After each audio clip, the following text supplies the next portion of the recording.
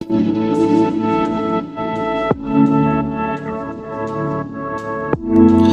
बाद हम बात कर लेते हैं क्या एक्सपोनस ब्लैक थ्रिप्स को कंट्रोल करता है या फिर नहीं। तो मेरा तो यही कहना है कि ब्लैक थ्रिप्स को ये बिल्कुल भी कंट्रोल नहीं कर सकता है। मैं आप सभी को थोड़ा सा ये साबित करके दिखाता हूँ कि ये ब्लैक थ्रिप्स को कंट्रोल क्यों नहीं कर सकता है। देखिए, जब भी आप इंसेक्टिसाइड या पेस्टिसाइड कुछ भी लेते हैं तो इसमें एक छोटी सी चिट्ठी निकलती है जिसमें कि स्पष्ट रूप से लिखा हुआ रहता है कि कौन कौन से ये इंसेक्ट को कंट्रोल करता है, कौन से को नहीं करता है। हो सकता है कि ब्लैक थ्रिप्स को हल्का फुल्का कंट्रोल कर ले, लेकिन 100% का इसका बिल्कुल भी कंट्रोल नहीं है। अब इसमें ये स्पष्ट रूप से लिखा हुआ है।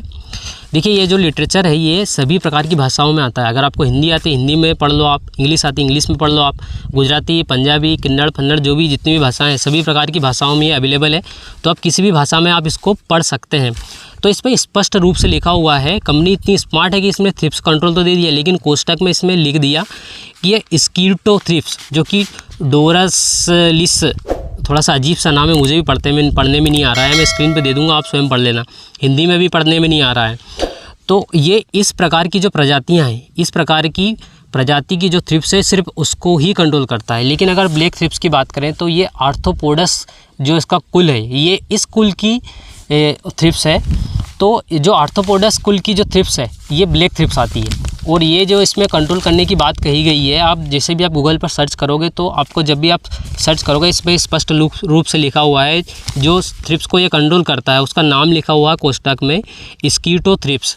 अब जब भी आप गूगल पर डालोगे ना स्कीटो थ्रिप्स तो इसमें आपको जो येलो प्रकार का थ्रिप्स है यही आएगा।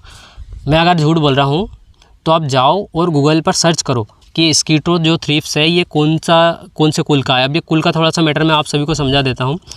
जैसे कि ट्रेन में 3-4 प्रकार के अलग अलग क्लासेस रहते हैं। जैसे कि एक जनरल बोगी रहती है, उसके बाद एक रिजर्वेशन वाला सिस्टम अलग रहता है, उसके बाद एसी वाला एक सिस्टम अलग रहता है। थोड़ा सा मैं उदाहरण देकर आप सभी को समझा सकता हूँ कि ये किस प्रकार से ब्लैक थ्रिप्स को कंट्रोल नहीं कर सकता है।